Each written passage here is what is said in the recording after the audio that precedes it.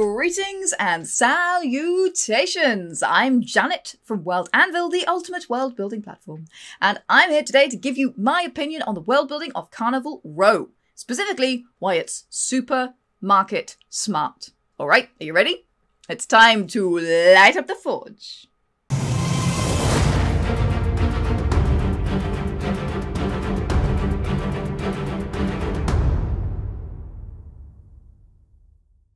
So, Carnival Row is an American show that aired in August this year, that's August 2019, with Amazon Prime.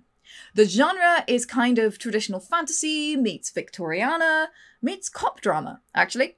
Imagine Ripper Street with fantasy elements and you'll be kind of close.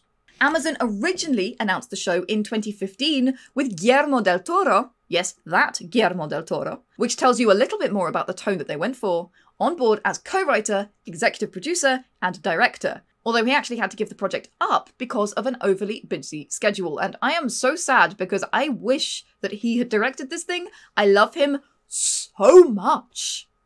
Anyway, as a starting note, I would say that the thing is beautiful. It was filmed in the Czech Republic and it looks just stunning. I don't just mean the scenery. They've done a great job of representing the different aspects of the fantasy species that they've included. For example, not all tieflings have the same size and shape of horns. Not all fairies look the same or have the same coloured wings. By introducing diversity within the species, they've created something a lot more believable and a lot more cosmopolitan, and in my opinion, a lot more interesting as well.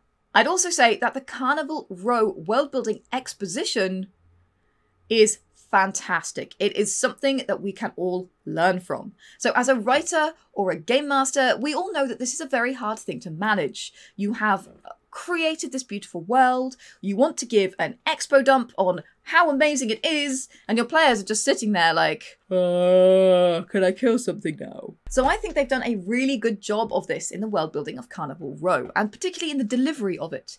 There are snippets of conversation in the foreground and the background.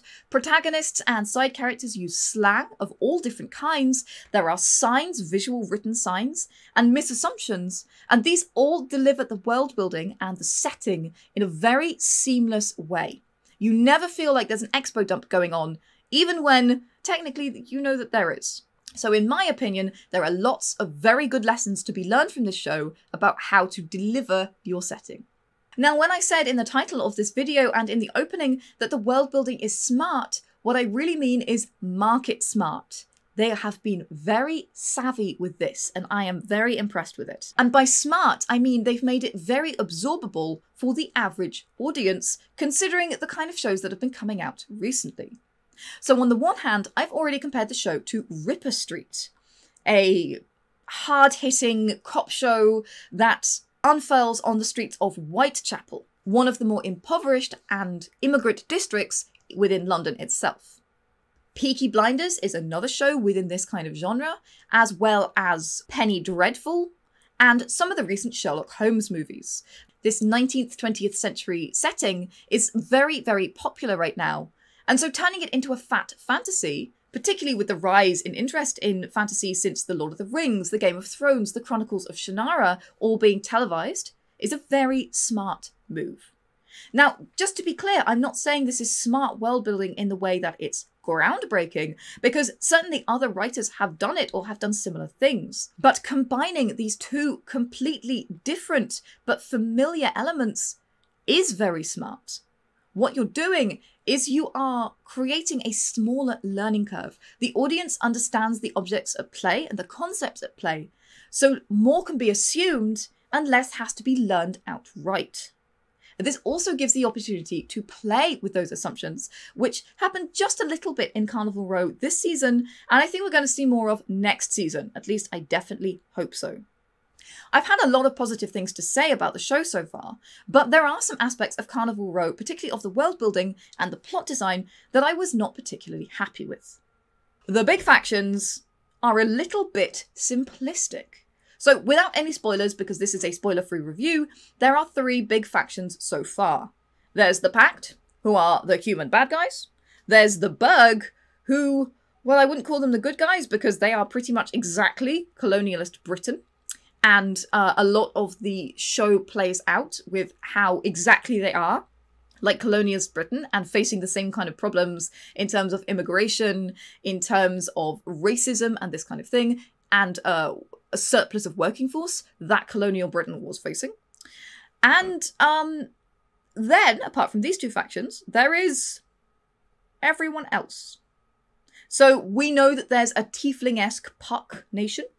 We know that the fairies had a nation called Anun, a kingdom, which has now fallen. And that is really it. It leaves little to be desired in terms of world-building politics, and without even a hint as to what the other countries or factions might be, it feels a little bit like the Capulets versus the Montagues. They've created a two-sided battle, which I think is just a little bit false. It would have been very easy to throw in a few other names or throw out a map, which just had tiny hints of more complexity. And I didn't see that, and I found that a little bit disappointing. It made the world feel artificial to me. So as well as the large factions being a little bit simplistic, I felt like the small factions were also a little bit simplistic. So there are two political parties in the city of the Burg. They are the Chancellor and the opposition. And this runs Burg, not just the city, but the whole country, as far as we can tell. Now, despite the fact that a large part of the plot and a large part of the world building is about political machinations on a small and large scale, we really only see two main families taking part in these machinations.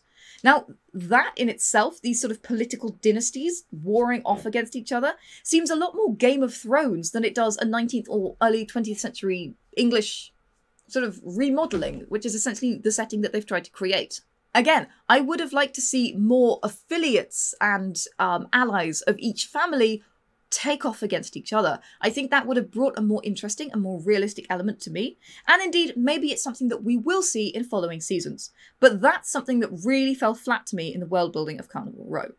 Nevertheless, I did really enjoy Carnival Row, and guys, I definitely recommend that if you have Amazon Prime or you have access to it, then it's a great watch, and it is a fantastic exercise in world building, not just in world building itself, but in world building exposition and in world building for market.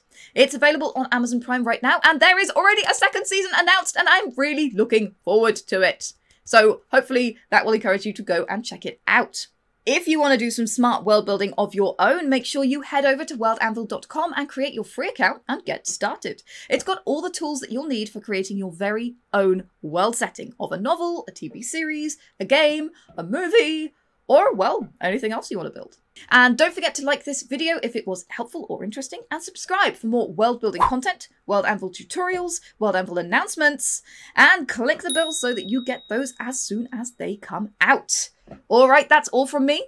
So grab your hammer and go world build.